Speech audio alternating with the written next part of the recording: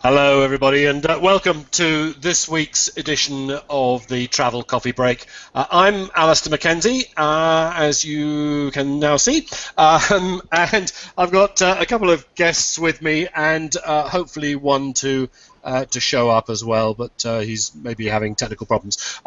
This week we're going to be talking about luxury barging, as it were, on the waterways of Europe, and in particular in France. And I've got travel writer Marianne Evans with me to talk about a trip that she went on recently, and I've got some of her photographs from that as well, so that'll be fun. And I'm hoping that Chris Gant can join us from European Waterways, the company that she went with, because they've got a very interesting program and a wide range of trips all over Europe, and it would be good to hear about it. So hopefully, Chris, if you can, we look forward to having you here. And I've also got Malcolm Ginsberg with me again. Malcolm, for those of you who know, is a regular visitor to panelist on these weekly travel coffee breaks, and he's my aviation guru, as it were. I tend to think of myself as being quite well up on and informed on aviation matters and airlines, but Malcolm is the man. And right now, Malcolm, you're not at your desk where you normally are. You're well. Tell us where you are. No, I'm at Exeter Airport, and you lucky people. I'm going to walk with this computer now, or this laptop, and have a look, and you'll be able to see, with a little bit of luck, Flybe in all its glory behind me. Can you see it there? Yes, we can. That's one of their jets there. That's a Embraer 195 made in Brazil, and it's one of the main commuter aircraft used in regional Europe and in the UK. I'm going back inside now because it's a bit uncomfortable here. But the reason this is, in a sense, significant is because Exeter Airport has been the home of Flybe for some time, and I think you were down there seeing some of the people at Flybe headquarters. It's a bigger airline than most people think, isn't it? Oh yes, it's quite a substantial airline these days. It's the third biggest airline in the UK, and it claims to be the largest regional airline in Europe. They operate a large number, I think it's about 40 Q400s. That's, to the uninitiated, it's the de Havilland 8 series, the latest version, and they're getting lots of new ones. Twin turboprops.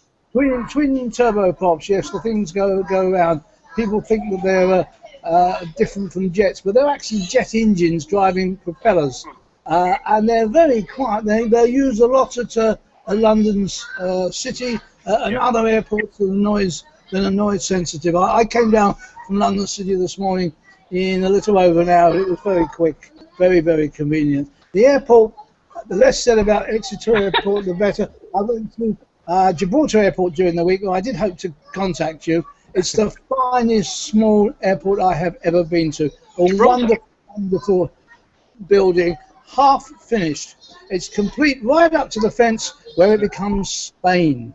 And at that point, nothing happens. But everything has been built with double the capacity. It is brilliant and wonderful airport, and it's moving just 400,000 passengers. It is, I'm sure, a fabulous airport in terms of facilities, but it's not one of the most favourite airports amongst pilots, and it also has quite a lot of difficulty in terms of weather, and quite often the weather conditions aren't suitable for landings and takeoffs.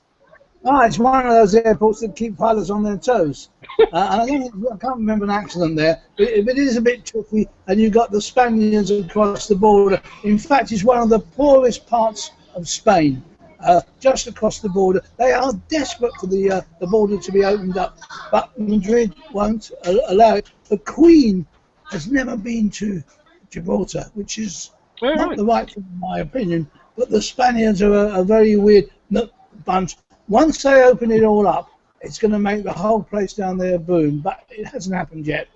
Well, Meanwhile, there you are at the in the departure lounge. We should say for everybody that actually Malcolm's is flying back to London, so he's actually in the departure lounge at the moment, waiting for his flight. But you've been down there to see some of the people at Flybe, and as we were saying just now, this is a very successful airline.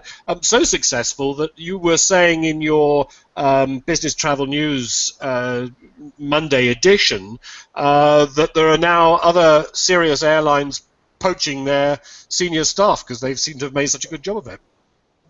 Yes, Paul Simmons, who's the Chief Commercial Officer, has been poached by Malaysian Airlines. Malaysian Airlines are desperate.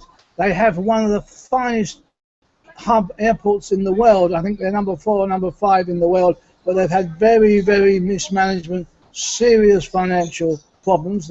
They fly an A380 between London and Kuala Lumpur, and the financial setup is so bad that British Airways have now come on with a 777. I know which aircraft I would prefer to fly on. And I look forward to seeing Paul in Kuala Lumpur once he gets established. Excellent.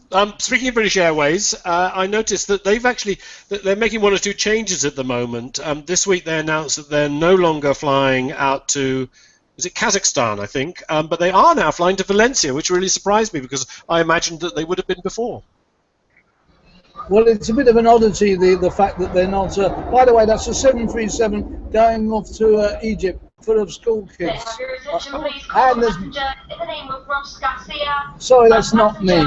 But in any case, British Airport are putting off of Kazakhstan. That's Almaty, rather a strange one. And they're pulling off of Entebbe as well, oh, yes, which one can understand.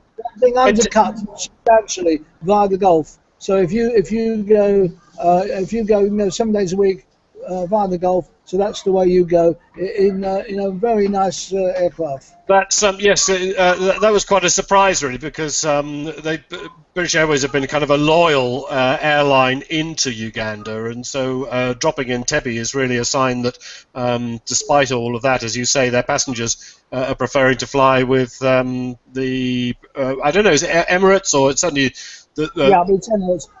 Can I put a reason for going to Gibraltar? We were actually on a cruise on Royal Caribbean Explorer with my grandson, who's 14, who had a simply wonderful time. 800 children, 3,900 passengers all told, and a promenade deck inside, right down the middle of the ship, with shops and pubs and all sorts of patisseries. Really very nice. And we docked in Gibraltar. The dock is right in the centre of the city or the rock, and you walk off and you spend 4 hours there, and having seen the monkeys, you come back. Excellent. Excellent. Yes, I knew you were on. In fact, we were hoping, as you say, we were hoping to last week to catch up with you live from Gibraltar, but it didn't pan out that way. But I'm pleased to hear that the cruise went well, and I'm pleased to hear your commendation for Royal Caribbean Cruise Line. So excellent. Well, the boy, he had a wonderful time. He had the freedom to roam around the ship. There's plenty of activities. There's rock climbing. There's ice skating. There's all sorts of things for him to do, and he causes no hardship at all. There is a 1 o'clock curfew for these youngsters, but they're not that strict about it. Excellent. Okay, Malcolm, any other things we should finish off with on aviation news this week? The news that is of very serious interest is that the Prime Minister has appointed a cabinet advisory committee on aviation, and he's left off all the people who are opposed to the expansion of Heathrow. What he's saying is this is a national thing, and I need politicians from the whole of the nation. So he's not just looking at Heathrow. He's obviously going to look at places like Norfolk, which I've promoted in the past, and he's also possibly looking at London City. They need to make serious representations, because the Mayor of London has severely stopped at the moment their expansion. The Mayor of London was being a bit naughty. This expansion's been approved both by the local planners and higher authorities, and he has personally come in and said no. The problem is that the mayor is not going to be the mayor after May. He becomes just a member of Parliament, which happens to be at Heathrow constituency, but he hasn't got any power. So it's going to be quite an interesting few months. Boris is not on this advisory committee, and the committee looks like it's going to do what it has to do by Christmas, if not before. And then we will know how we're going forward with the third runway. The third runway has been recommended. The Prime Minister seems to be in favour. No doubt about it, the Chancellor of the Exchequer is very much in favour. So we'll have to see what happens. This is a story that has played and played, even more so than the Greek financial crisis. You and I were talking about this. Well, we've been talking about it off and on for ages. But remind me, how many years is it since the idea of a third runway was first proposed? Well, the whole of this airport in the southeast has been going on for 40 years. Yeah. Heathrow was 40 years ago they decided it wasn't the right size. The third runway, as such, you could argue is about three years, and we've not actually got very far in that time. But the Sir Howard Davis's commission has recommended a runway to the north of the existing runway. So we'll have to see. And we're being joined by the voting fraternity. I'm not happy at that point. Excellent. Okay. Thanks ever so much, Malcolm. You're welcome to hang around for as long as you can before your flight takes off. But all the same, I'll be around next week to report more on the activities of Flybe and more of what's going on in the world of aviation. It's always moving. All right. Great. Good to see you, Malcolm. And like I say, best. Safe journey back. Okay. It looks to me as if Chris has been able to join us. Hi, Chris. I have indeed. I'm sorry about that. A few technical problems, but I'm joining you. So hello, and hello, Mary. Hi.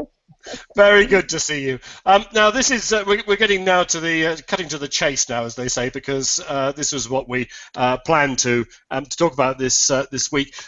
Mary Ann Evans is a well-known travel writer, and I knew that she was going off on a barge trip the other day. But when she got back, she said it was fabulous, and she was showing me some photographs. And so I said, "Well, come on and tell us all about it." And that trip was with European Waterways. And Chris, what's your Chris? By the way, your when people mouse over the bottom or look at the bottom of the the film strip here, it says Paul, but that's because it's Paul's computer. But it is Chris. Yeah. Chris, what's your job title? Remind me.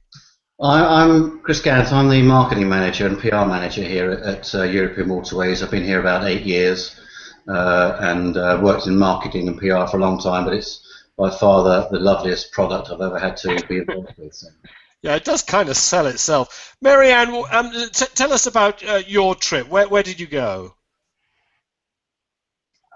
We were in Gascony. Is this okay? You're hearing me okay? Yeah. In Gascony, which is southwest France, near Toulouse, slightly north of Toulouse. And it was on the Garonne Canal from Agen to Montauban. Very short stretch, only I think 90 kilometers, something like 50 miles or so. But it really was fantastic. I mean, I've never been on a barge cruise, but I've never been on a cruise. This was the first one, and it was just fabulous. I think I've got, actually, if I look for it, somewhere here, I've got Malcolm's Business Travel News, but if I actually go to the right page there, I think I can change it to, first of all, a map of France. I don't know, are you seeing that map of France? Yeah. I'll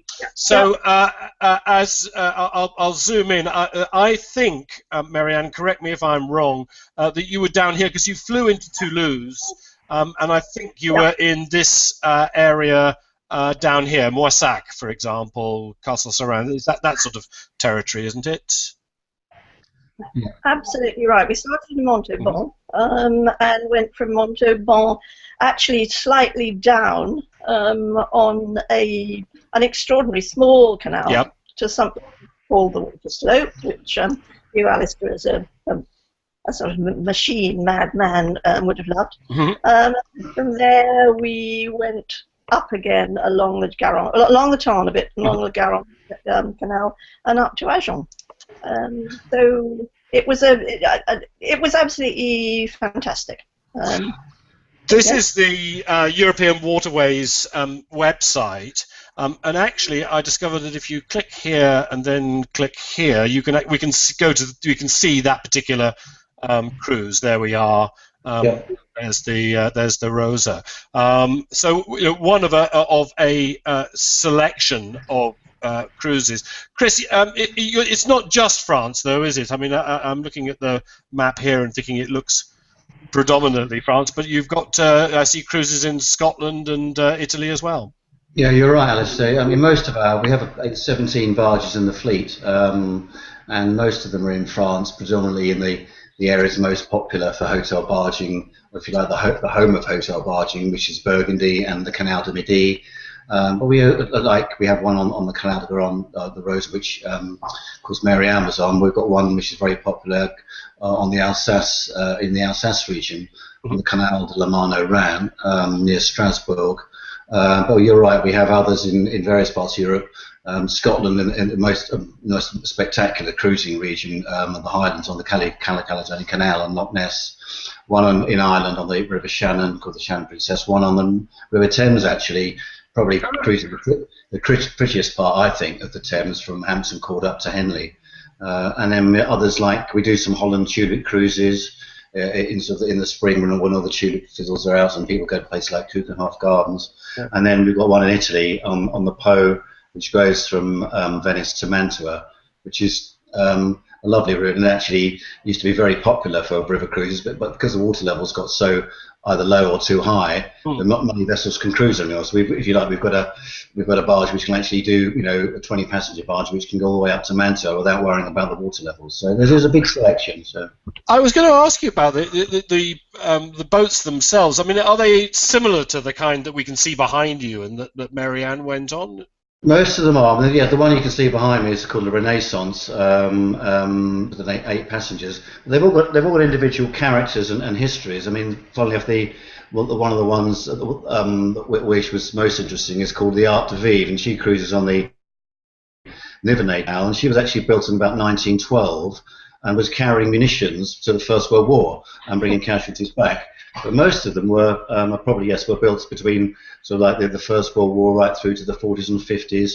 They're typically commercial barges carrying everything from grain to coal to wine, grapes, and as working barges. And then a lot of them are languishing in boatyards in the 1960s and 70s, and that's when the hotel barging concept started. And my boss, Derek Banks, who started the company, was one of the pioneers of it. So, and it's just evolved from then now. So we like to think of them as like floating boutique hotels, I suppose. So. And they typically take the same sort of numbers. I'm guessing sort of 8, 10 passengers, that kind of number. Most of them are 8 or 10 or 12 passengers. The one I mentioned, La Belle Vita, is actually 20. She's more of a small river cruiser, but otherwise, yes, they're 8 to 12 passengers, about 120 foot long and sort of 15 foot wide. So a lot different from, say, maybe people, when you say the word barging to them, they think of barging as being a narrow boat, which are maybe 40 foot long and 7 foot 6 wide.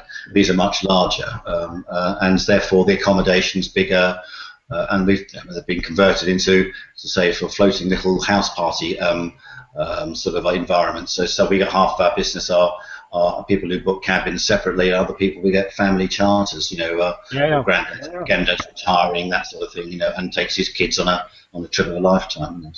I should say, by the way, if you're watching and you want to ask a question of us, of Chris or Marianne or myself for that matter, then on the top right-hand side of the screen there's a little button Q&A, and if you click that, then it gives you the chance to do exactly that. Let's turn back to Marianne, because Marianne, I just wanted to see if I can get. I think I've got somewhere here some of those. Oh, here we are, photographs that you were showing me, or you sent me, is that should be up in the main screen now. This is the canal barge, the luxury hotel barge. Is that what you call them, Chris? Is it hotel barges or? Yeah, hotel barges, yes, certainly. That's their term. Otherwise, they are effectively barges which have now become little hotels. So yeah, that's the generic term that people are used to. So this was your home, Marianne, for how long? 6 nights. It was ran from Thursday to Saturday. They pick you up in Toulouse, take you to either Montauban or Agen, depending where the barge is, because it goes back and forth in a week, and then take you back again to Toulouse. It was a really pretty little barge, big barge. Sorry, Chris. I don't know if she is a little barge compared to some of the other ones. Yeah, it was delightful. There are 4 cabins, which are that was a wonderful series of 5 locks, just next to the water slope, which no longer operates, but is a great piece of engineering. Oh, you told me about this. This is yes, basically it's a sloping section of canal, and there are 2 large, what look like converted railway engines that basically maneuver a door down the canal, down the slope, keeping a triangle, if you like, of water, a wedge of water, in place as they go down. And the ships used to go down on that, but apparently it's not working anymore. No, unfortunately not. It was this canal links up with other canals, so you can go from Bordeaux to Toulouse on canals. And this was to bypass these very small locks, so they could take very big boats. I can't remember when it was built in 1974. Quite recent. Yeah, no, I know. It's actually, I think, a 19th century technique that was invented by a German engineer, and I don't know how many have been built in between, but this one was 1974, and I don't know when it went out of commission. I think fairly recently, and the VFB, the official board in France, it clearly would take a huge amount of money and effort to get it started again. And we, there were 6 Brits on board, and we kept saying, well, why haven't you got a volunteer program? You know, here more railway lines in England. Yeah, I'm sure we could get it together. Yeah, I know. You know that I love this kind of stuff, so I'm very jealous that you got a chance to see it. Although I didn't actually select one of your photographs to illustrate it, but I think, if I may butt in, I think yeah. You know, there's been talk about them, you know, working and renovating and sort of like getting it back in service for some time, and I think what with various cutbacks and you know the recession, I think hitting places, France and other countries, the funds of they're spending the funds on other projects. Yeah. And you know, we're optimistic that one day it will be operational. But you're right, Mary, it might need volunteers plus some state funding. But if you like all these fantastic engineering sort of feats of engineering, Alistair, there's one barge we call Panache, as I say, who cruises in Alsace, and she's negotiates something called the Plan d'Arsvillers, which is a boat elevator which takes the barge up and other boats up the side of a mountain from one canal to another, and it replaces about 14 locks that used to be there. It used to take about a day and a half to get through. Now you can do it in about an hour or less. That includes morning each day. But that was repaired. It had last year. It's been repaired, and it should be back operational again in the next week. We've got actually on our YouTube channel. There's a nice clip about of the barge going up it, but it's like a floating bath. And you take the barge in, and it just literally and hydraulically takes the barge about 150 feet diagonally up the side of a hill from one canal to another. Wow. I'd love to see that. Well, I'll go and have a look at because the YouTube will be. I'll put, by the way, the links for European Waterways site, which is actually called gobarging.com. On the notes for the show notes for this, but it's easy enough to find anyway. But I'm guessing that the YouTube there'll be a link from there that I can find that. We have quite a lot of videos on there because when they say the hotel barging, it's particularly for the British market. If you say the word barging, they do think of narrowboats. I mean, a lot of our customers come from places like Australia and America, where actually they understand the concept of hotel barging more. But if people are a little bit confused about what it is. Well, that's why we've done as many little short video clips on YouTube, and they can basically, the old story, you know, a picture tells 1,000 words. They can actually sort of little clip and then get a say, now I understand a little bit more about what hotel barging is all about. So I was going to ask you about that because you did mention it earlier when you were talking about families and charters and so on. And I was thinking, I wonder what the biggest kind of conceptual hurdle that you have to get round is for people. I'm guessing that, as you say, for Brits, they tend to think of barges as being, you know, long and thin and narrow and not very large at all.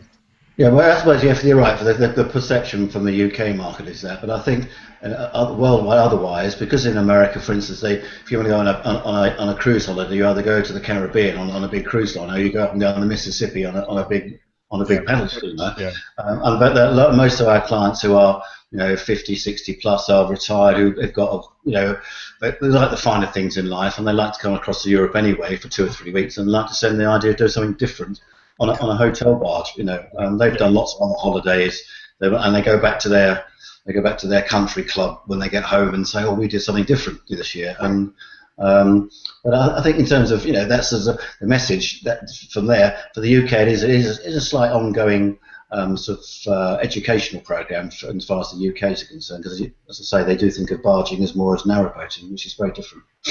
Marianne, on your trip, I'm just going to pull up some of those photos again. Hopefully you can see that one. The fellow guests, were they international or mostly Brits, or how did? There were 2 New Zealanders, absolutely charming. Oh, wow. And clearly over for. I think they do it every year. They come for about 2.5 months, and they had just been rushing around seeing somewhere in France. They were off to Berlin, and they had booked another European Waterways cruise, I think on the other part of the canal that Rosa does, which is towards Bordeaux. And it was really interesting because they're very energetic. And this was a great opportunity. Go on, yeah, go on. Sorry, I was just muting Paul's mic because I think there's some noise coming from his end. And I mean, it was everything. You went very slowly. Looking at these bicycles, we were the only people who actually bicycled. The others preferred to sit on deck, I'm not surprised, or just take a stroll on the bank. But we went off and did one 14-kilometre bike ride between various locks. We did one 6-kilometre. I mean, I haven't bicycled for quite a long time. And it was very gentle and very easy. And the great thing about it is it works up a slight appetite for your next fantastic meal on board, which was one of the highlights. This photograph here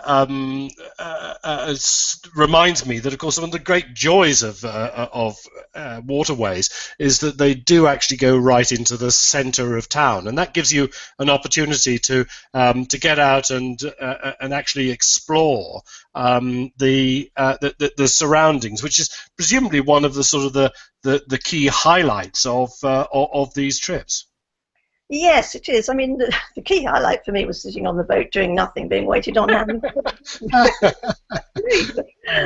no, and it's very, very well organised because you spend half the day on the boat, you have lunch on the boat, and then the other half is visits, and it's very gently done, and it's done at a sort of decent pace. And this was in Iraq, I think. This is an amazing marketplace that's completely circular, and the guys would sell the stuff inside and then put your grain, it's only grain, through the holes where Jules is standing just next to, into your waiting basket, sack, or whatever. And this was that was one of the towns we went to, villages we went to. Another one was Moissac, which you showed a little bit of, which is a pilgrimage route and has an amazing abbey. I mean, the great thing about France is that, you know, everywhere there are superb towns and villages which I've never heard of, and they're stuffed full of treasures. But they do it very well. As I say, that the sightseeing is gentle, and you're taken in an air-conditioned minibus, which was great because it was really very hot. Okay. Just going back to those photos. The other thing that occurred to me was that it also gives you a chance to get into town and to explore not just the the classical heritage and so on, but also, he said, speaking as he's looking for the right button to press, here we go, a chance to actually sample some of the local fare. I think this is, I'm not quite sure who this is, but these are bottles of cognac, it looks like, on that table there. Is that right? No, it's actually Armagnac, which is it's related to cognac, but Armagnac, they're very, very concerned. It's slightly different. And what they do here, it's a small producer, and they have barrels. These barrels are full of Armagnac behind you. They're dated. They go back to 1970, I think, in this particular distillery. And people come along and they buy their bottle of, they pay for their bottle of cognac. They then fill the bottle from the barrel. And then what this chap is doing is sealing the barrel with hot wax, sealing wax that people used to use on letters, and putting a label on, and you pay your money, you go off with your 1970 cognac if you can afford it. So, explain how the sort of the frequency of tours works. I mean, were you stopping every day and then getting off the boat and going and doing or seeing something, or was it more leisurely than that? Well, the half the day was very leisurely. As I say, I was sitting on the boat or cycling. Oh, this is another one. This is the chef, who really is quite superb chef. You can see he's quite large and generous. And he had, he cooked the most amazing meals in a tiny cabin. I mean, I felt so sorry for him. He did it terribly well, with 2 freezers down in the sort of the bowels of the boat. And one day we went to Castel Saracen, which is a small town, had breakfast in the market, and then Mike took us around and went shopping, and bought tomatoes, everything he needed, fish, meat, cheese. And then we had that for lunch and back on the boat. And then he also did things in the evening. So it was, I would actually almost have pitched this as a gourmet cruise. This chef is so good, and he made that's duck, which of course is the great. Well, that's the 2 New Zealanders. That's duck, and in the little bowl at the end is duck hearts. Oh wow! Wow. Really good, and not something you can get at your local Waitrose, really. No, absolutely not. Here he is dispensing all the food. Mike's and cheese, yeah, and that's Mike and Elisa, who is the really nice girl who looked after us on board, and she does everything, and Mike does all the cooking. And then there are 2 others. There was Dominique, who is the captain. That's what this is Dominique, I think. Here is it, or that's Jules doing autopilot. Sitting actually steering, well, not hardly steering the boat with his feet. He was that's where we started off in Montauban. But that's where I was going. I was trying to work out how many people were on board. So there were 4 in total. There were 4 in total, although Dominique actually didn't sleep on the boat. There were 3 single cabins for the crew at one end, and 4 double or twin cabins at the other end for the guests. Quite small, but. Okay, Chris, I muted you a moment ago, and I'm finding it impossible to unmute you. If you can move your mouse to the top of the screen and see that little sign with a line through that's it. How's that? Hooray, hooray. Sorry about that. Mary is saying it's the nice thing, I suppose, and when we have a lot of people who I meet in the trade, or actually obviously people interested in some sort of cruising, they are telling the difference between river cruising and hotel barging, because we've only got 8 passengers and you've got 4 or 5 crew looking after you. It's a very sort of high standard, or personal sort of care, and there's great rapport going on between the crew and the passengers. That's a nice thing.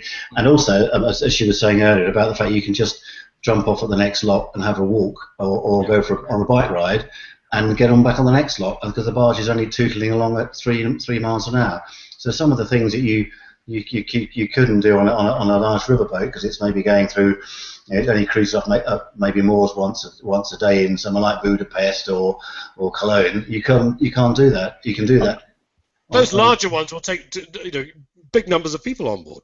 Yeah, 100, I suppose 100 plus some of those big ones, and they're a lovely product. I mean, I might want to do it myself one day. They're just very different, and I'm sure we don't see ourselves as being in competition with them at all. But it's great that there's so many people who are interested in river cruising, and we're just a niche arm of it, if you like. And if people choose to go on a big river cruiser, good for them. And if they choose to go on one of our sort of like more bijou, sort of like intimate Yeah. sort of ambiance type cruise, great. We'd love to have them on board. So. We were talking about Marianne's co-guests, the New Zealanders, who'd come, all that distance to come over to Europe to go on one cruise, maybe do some other things, and then go on another. Yeah, they do that. Yeah. I'm guessing this is the kind of operation, the kind of tour operator that has a lot of loyalty, of customer loyalty, who do it once and then come back and do other trips. Is that? Yeah, we get a lot of repeat business. About half of our business is direct from clients who find us on the internet, or they receive a brochure, and others through, big tour operators in the States, for instance, Abercrombie and Kent, people like that, who putting together a package, and they've got an elderly couple or people in their 50s who want to come to Europe for maybe 3 or 4 weeks, and they'll put together they'll do their flights and everything else, and they'll put them into a hotel in Paris. Then they might spend a week on the barge with us, then they might go to Rome. So a lot of people are coming long distances, and they have got the income at the time to spend in Europe or wherever, and we're just part of that sort of their vacation when they're over in Europe. I mean, some of the people I met, some New Zealand people actually on that Renaissance barge. The guy Bill, he was a grain producer from near Auckland, and he and his wife were on about a 3-month round robin trip, going via all places from Mongolia to the Philippines Hawaii, USA, stopping in and seeing family in Canada, and then popping into France and spending a week with us. So they've all got different tales to tell. But as you say, they do like a lot of them do come back. I think we've got one lady. I wish I could remember her name. She's from Arizona. I think she's done 26 cruises with us, and she even originally with her husband, and then he passed away sadly. But she's done the last 10 or 11 on her own, because it's a great holiday as well for single people. You don't feel you're sort of like being put in a corner on the singles table. It's very much everyone's embracing, and they all swap emails and keep on contact, and they'll come back again another year as new friends. The fact that she's done so many brings me to the question I was going to ask you, which was at the moment, when you get the repeat business line, there comes a point when you kind of run out of cruises for them. Are you expanding your destinations, or? Well, we always try to expand our offering. We always get other independent barges who want to approach us and say, would you like to put part of your fleet? Because most of the barges in our fleet we own directly. Others are third-party ones which we represent. But we do that to give a wider range of destinations. But we have got, though you say, I think there's enough there for everybody. And we do have people who are happy. They've enjoyed being on one barge, say the Renaissance behind me once, so they might say, let's go back and do it 5 or 6 years later. So there's enough barges for them to go around, and some of them even do 2 or 3 cruises a year. And speaking of that sector, the hotel barge sector, my sense is that because you guys are well known as the big guys in that small pond, the big fish in that small pond, but there are competitors, but I think most of them do tend to be solo operations with a single boat. Correct. Yes, most of them are.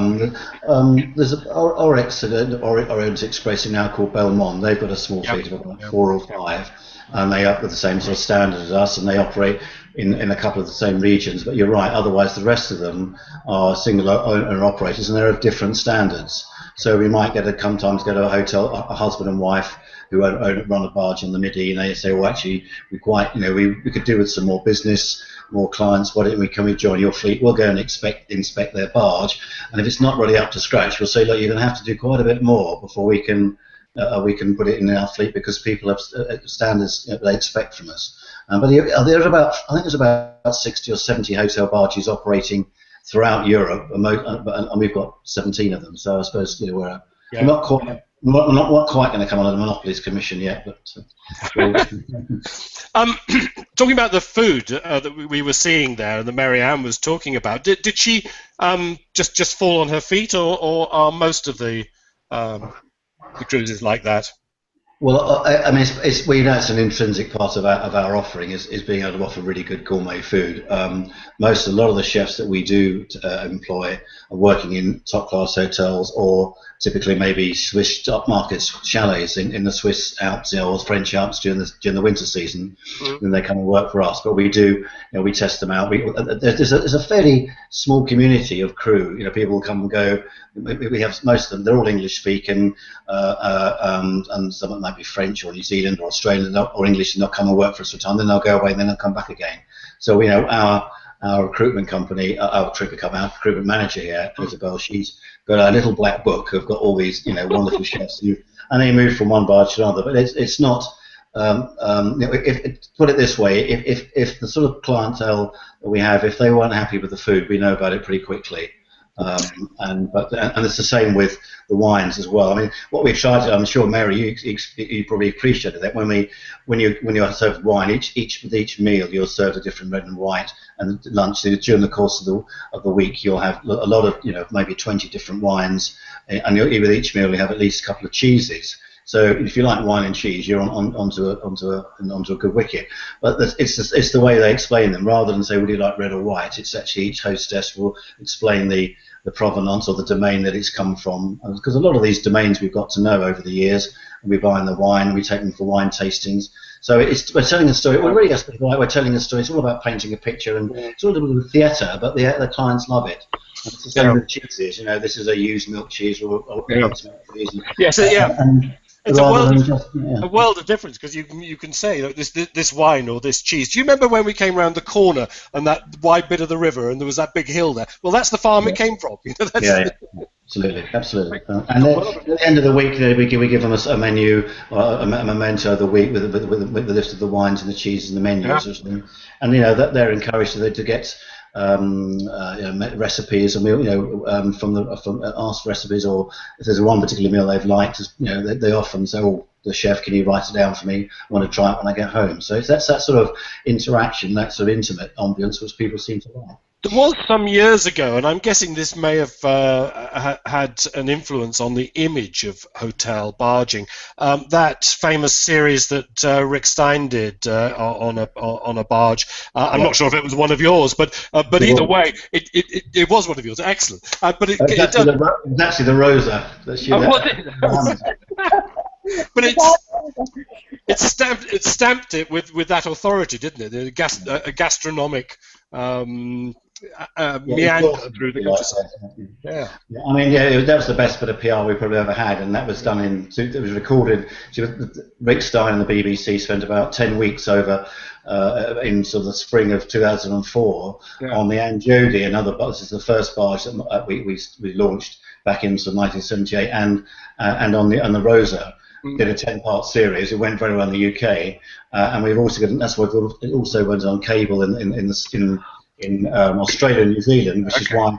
And Rick Stein's got his own business over there, of course. Okay. And that's why we've got an awful lot of bookings in the last 10 years from Australia. Unfortunately, the BBC didn't sell it to the American market, so we might try and find an equivalent American chef and do the same. So I'm sure it would go very well. Excellent. Okay.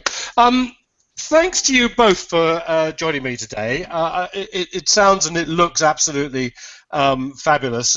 Marianne, I'm guessing that you're going to be desperate to get back and try one of their other cruises at some point. But welcome.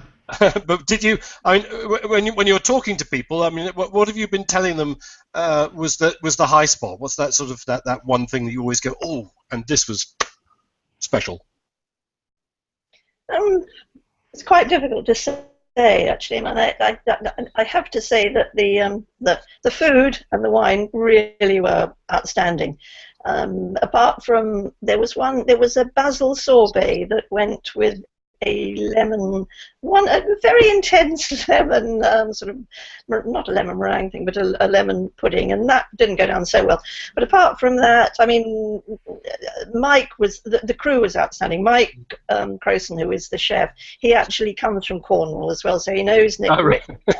He knows Nathan Outlaw, who's another big Cornish chef. And the staff were great. It's extremely difficult. It actually ticked every single box. If you wanted just to relax and do very little. There was a lady there who was about to have a hip operation, and she didn't go on all the expeditions. She just happily sat, sat and read when we were off somewhere. And just sat on the barge a lot of the time. The foie gras farm was very interesting. Didn't put me off foie gras. Don't think anything probably would, I'm afraid. The lovely chateaus to go and see. Very good. Absolutely everything. Whatever you're looking for, you'll get it there. Yeah. Excellent. And Chris, from your point of view, when you're talking to guests, what do you kind of hope is the thing that they'll take away from it? Well, I think happy memories of a very slow-paced, relaxed holiday where maybe their expectations they were a bit unsure as to what, for the first timers, what to expect, and invariably you've only got to look in the visitors book that we had on every barge, and the biggest compliments are always there for the crew who actually look after them so well, and the fact that it's not the itinerary is not set in tablets of stone. They can do things. It's more flexibility, and a lot of people who've had stressed lives, and maybe some are still working, or I think we liked the most feedback we loved hearing is that they had such a chilled out, relaxed week, and they couldn't fail to enjoy it because everything was so slow paced. So that's the nice, and the fact that they want to come back. But I think it's the attention to detail, if you like, and the time that the crew gives to them, rather than just them being maybe another customer on a big cruise ship. They actually get to know the crew so well. They come away as if they're part of the family. They're actually part of new members of the hotel barging family, if you like. So. Excellent. Okay. Guys, thanks ever so much. Next week, I'm hoping actually I may pick up a couple of stragglers. We were hoping that another travel writer, Peter Lynch, who's also a member of the British Guild of Travel Writers, was going to join us to talk about volunteering. He's the author of pretty much the Bible on volunteering holidays around the world, and just by huge coincidence has been on at least, I think, Chris, 2 of your trips as well. So he would have been very handy to have today. Either way, we'll hopefully he had technical problems. Maybe he can join us next week. And also a very interesting little setup down in Lisbon, Portugal, a hostel dedicated to designed for motorcyclists. It's called the Motorcycle Boy Hostel in Lisbon. They were going to talk about that. So I'm hoping I might be able to get them on as well next week. Either way, you know where to look.